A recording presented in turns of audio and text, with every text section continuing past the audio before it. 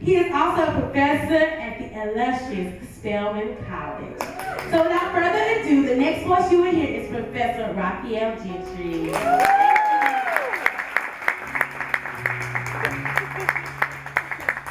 Everybody give it up one more time, give it up.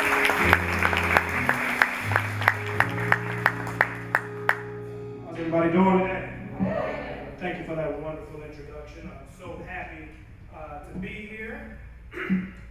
Before I get started, I want to do an activity that I like to do with my class. It's very simple. It's called breathe. I just want you to take one good deep breath right now. Just inhale and exhale. Give me one more. You're inhaling love and positivity. And when you exhale, you are exhaling negativity. Anything that is negative in your life right now at this moment, you are exhaling. So one deep breath. And exhale. Thank you so much. Let me tell you a little bit more about me. All those things on paper sound good. Yes, I teach at Spelman, that sounds good, but let me tell you how I got here briefly.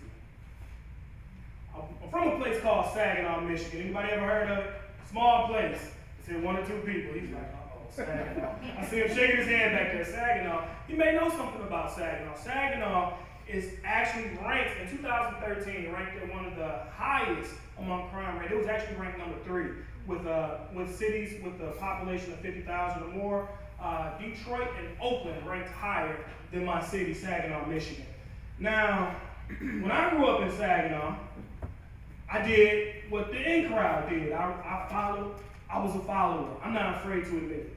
I was a follower. I ran the streets with my friends. Whatever they was doing, guess what? I was doing. That's what I did. And when they got in trouble, guess who else got in trouble? I got in trouble. Let me tell you something. When I was in high school, I went to 4 different high schools. 4. From getting in trouble and having to move around to school. But there was one, when I was a senior, there was one particular teacher that I remember. Her name was Miss Brill. Miss Brill told me that someone's got to stop you. What kind of stuff is that to tell your student? Someone has to stop you. And you know what she did? She gave me an F in her class. I'm about to graduate. I'm trying to graduate. I needed to pass this English class. So she gave me a paper to turn in to try to turn my grade around before graduation. And I did the paper, and I honestly did the paper. I didn't cheat, even though I looked for Cliff Notes. Y'all don't know about that. But I was looking for Cliff Notes and everything, and there was none. So I tried, and I turned in the paper, and I did the best that I could. And she still gave me a 0. And you know what she told me? Somebody's got to stop you. So I wasn't allowed to graduate from high school. They did not allow me to walk across that stage. Sad, right? But luckily, I went to school in the summer. I made up that 1.5 credit that I needed, and I went to college. The college that I went to is called Southern University. Anybody ever heard of the Southern University? Oh, everybody got to know that school too. Southern University, Baton Rouge, Louisiana, one of the largest historically black colleges in the nation. Now, they had an open enrollment policy. Luckily for me. Open enrollment means it didn't matter what my SAT or what my ACT scores were. It didn't matter what my GPA was. Y'all know what it was? Don't tell nobody. I'll tell y'all this. My GPA at the time of graduating from high school was a 1.9 GPA. What are you doing? But 1.9 GPA. But I'm here to tell you today, it's not how you start, but what? It's how you finish. So when I started college with a 1.9 GPA, I was behind the 8 ball already. After my very first semester, guess what? I found myself on academic probation. So I'm a thread away from dropping out of school, from not making it. I'm very close to living up to all the expectations that everyone had and thought about me. I had people in my life that said I wasn't going to make it. Look at what you did in high school. You went to school. You will not stay at Southern University. I give you one semester. My cousin gave me one semester. Even when I graduated from high school, one of my church members told me, "You graduating?" Surprise of the century, right? Because they were looking at me on who I used to be and what I used to do. But let me tell you, I believed in you. When nobody else believes in you in this life, guess who has to believe in you? You. So I believed in myself that I could do a little bit more. So I studied hard. Woke up 5 in the morning and I studied. And I turned things around and I actually graduated. So I decided to keep going. So I decided to work on my master's. One day, I was back in Saginaw, working on my master's in summer school. I'm at the bookstore, and guess who I run across? Miss Burrell, my old English teacher. She's in there. Now, do you think I was ugly to Miss Burrell when I saw her? Do you think I was mean and nasty to her? She said, probably. No, I should have been, maybe, because she fought me, right? But I wasn't. I treated her with kindness. I said, "How you doing, Miss Burrell? It's so good to see you. I'm here studying on such and such. I'm working on my master's. What I'm really saying is you didn't stop anything." That's what I was saying to her. And by the time I finished my master's with a 3.4 GPA average. Now, I started with a 1.9, but I finished with a 3.4. So believe in yourself and you can do it as well. See, I like to claim that I'm just the average person. I wasn't a nerd in school. But I believed in myself, and I believed that I was better than what everybody else thought I was. So, after finishing college, even after having my master's, guess what I wanted to do next? I'm 24 years old. I got my master's degree. I wanted to do what every other 24-year-old wanted to do. I wanted to rap. Yeah, I wanted to rap. I wanted to spit flows, right? So I moved to Atlanta to rap. I couldn't see anything else but doing music. That's all I could see. So I moved here, got a little manager, did a few shows, rocked the mic, right? She's looking like, "You ain't no rapper," right? but that's what I moved here to do, because I was following my passion, okay? But sometimes following your passion will actually lead you to your true destiny. Right. Now, as I moved to Atlanta, I was doing my music, but then I also got into audio video. That's how those video things. I started my own company, RMG Media, right? Within doing that, it opened up so many doors for me. Let me tell you what door it opened up for me. When I was filming, I went to Washington and interviewed people about the inauguration. I did the BET Hip Hop Awards. I'm on the red carpet talking to Snoop Dogg. He like, "Yeah, if it's shizzle dizzle." And I'm like, "What? All right, yeah, you know, on the Snooper market. Okay, cool." So I've met so many people doing this. But let me show you how your gifts will make room for you. Yeah. Let me show you. Now, I got an opportunity. I was told about an interview at Spelman College. My homeboy, he was a professor. He was like, "Yo, we got a position open in public speaking." And I'm like, "I know y'all not finna hire me." Me? Y'all ain't finna hire me, but you know what? You miss 100% of the shots that you don't take. So I said, why not? I'm all in. I'm going to the interview. And I went to the interview and I was prepared. Let me give you a definition of success. Success is when preparation meets opportunity. Never forget that. Success is when what? Preparation meets opportunity. So I was prepared when I got in that office, because guess what I had? I had a degree. So I was prepared. But when the opportunity came, I took it. And in the interview, I showed the dean video clips of me interviewing celebrities. And that's what tilted the bar. That's what got me over into being a public speaking professor. Never thought that it would be me. People from my neighborhood, when I tell them that I'm a professor and they know who I used to be and what I used to do and what they used to think I would become, it surprises them. But see, God had a better destiny for me. Let me tell you about what I'm here to really tell you about today. What I want to talk to you is about, if you think it's hard saying no, just wait until you say yes. If you think it's hard to say no, just wait until you say yes. Now, as I told you, I grew up in Saginaw, Michigan. I had a childhood friend who I grew up with. His name was Aaron Merle. Aaron Merle, even from when we were kids, you know what he would say? I want to go to prison. As a kid. Why do you want to go to prison, man? Oh, prison cool, man. All my uncles in prison. Man, all we do is eat, work out all day, lift weights. Man, I'm going. He said that at age 11. I kid you not. As he got older, as he grew up, guess where he ended up going? Yes, he went to jail. He did a bid. But it was when he got out. When he got out, here come one of his friends. I'm talking about not even a week when he got out of jail. 1 week. There's a friend. He said, yo, dog, I know this lick. We can get this money. Dude, he got a lot of dope. All we got to do is this. Aaron told him no. Even though Aaron didn't have any money, any job, couldn't get a job because he was a felon, but he still said no. But the guy came back the next day.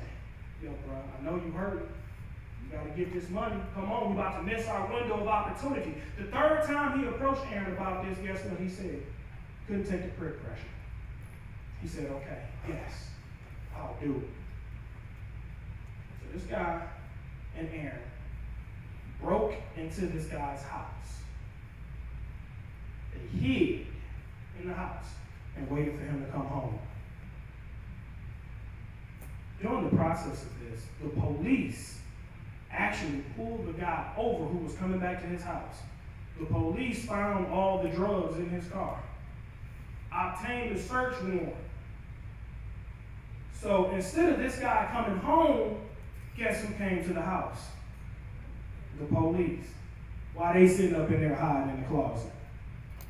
Had a big shootout with the police and killed my friend at age 22 years old. All because he couldn't say no. Let me share with you one more true story. The story is about a young lady, 15-year-old. She was a virgin. This lady had a boyfriend. He was 17 years old. He kept approaching her. He kept trying her. As hard as it was for her to say no, one day she said yes. But then, after a month went by, she realized that it would have been easier for her to say yes once she realized she had herpes. It would have been easier for her, it would have been easier for her to say no. But if you think it's hard saying no, look at what she said yes to. She said yes to a lifelong disease that she is unable to get rid of. She said yes to a broken relationship to a person who she thought she loved. She said yes to years of depression after one bad decision. Now, how many times have you said yes to things that you just know were wrong? Now, when we say yes to sin, I wish that we could just peek into the future and see that it is accidentally we are saying yes to our downfall. What if she would have said no? So if you think it's hard saying no, wait till you say yes to a lifetime of alcoholism. If you think it's hard saying no, wait till you say yes to a lifetime of substance abuse. If you think it's hard saying no, wait till you say yes to a lifetime of crime. If you think it's hard saying no, wait till you say yes to a lifetime of sex before marriage. If you think it is hard saying no, wait until you say yes to a lifetime of degradation. If you think it's hard saying no, wait until you say yes to your no good friends. Who don't really realize the strength of a good education. Education is the key to your freedom in more ways than one. Now, I understand that there are many people who don't feel like their dreams actually require a college education. But before you go down that road, I want you to consider this. I was reading an article one day in the New York Times, And there was a study done by Northeastern University, that's a school in Boston, and it said 1 out of 10 high school dropouts will be incarcerated. But the numbers get worse if you're African American. 1 out of every 4 high school dropouts will soon be incarcerated. 1 out of every 4. Furthermore, the data shows that black men who decide to drop out had a much higher chance of incarceration than men of any other ethnic group. But how? Well, why does this happen? Now, here's what they don't teach you in school.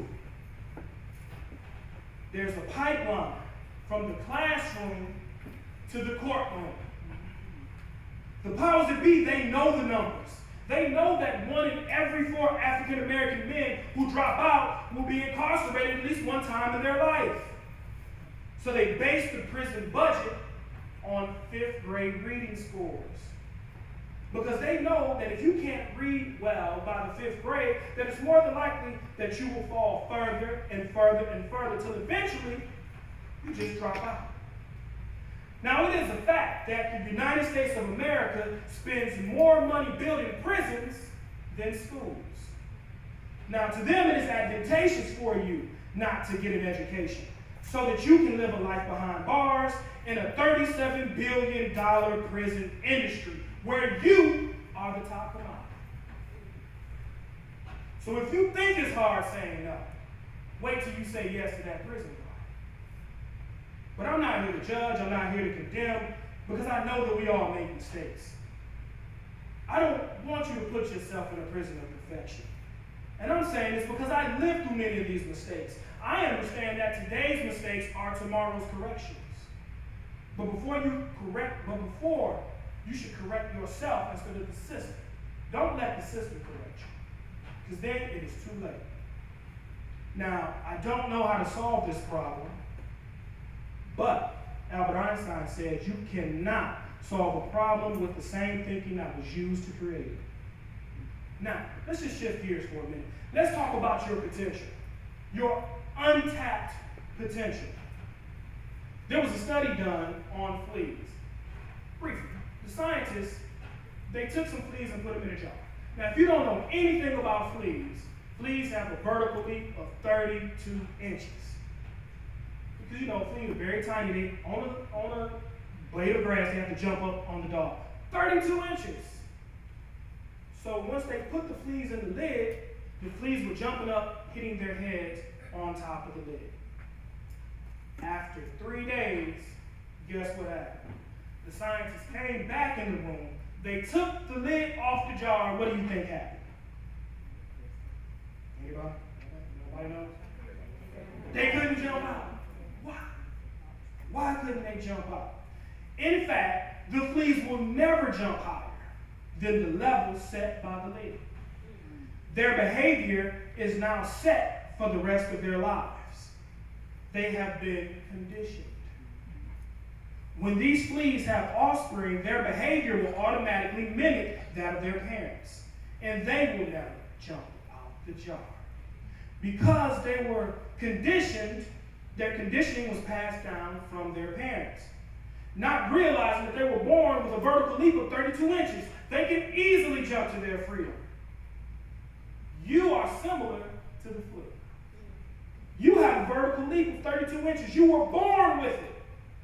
But many of us choose to remain in the jar. Maybe it's our environment that is conditioning our behavior. Because the hood, they'll tell you to do what? Keep it hood. Now, the hood will tell you to keep it real. You gotta keep it real. And somehow a college education just isn't gangster. But let me tell you that there is nothing more gangster than our President Barack Obama, who is here to let us know that the lid has been removed and you can jump out the jar. All the greatness that you have to be successful is already inside of you. You were already born with it. You just have to know it, and it's not, and know that it is, and do not let mental limitations control your future. Just remember that there are not limitations, only expectations. Don't let your environment stop you from becoming who you might have been. So today, who is going to make a conscious decision to jump out of the job? Who? That means that we will complete high school and college because we're making it. We will be academically excellent because we're making it. We will be a role model. We will be in our children's lives. We will be better than you say we are. Prison is not in our future. We will live and not die. We will not be a thug, and we are who we say we are, not who the world says we are. We are who God says we are. Now repeat this after me. Today, I make a definitive choice to change my life forever. Now today you have made a choice to change your life forever. Never forget this moment. I wish you love, and I wish you nothing but the best.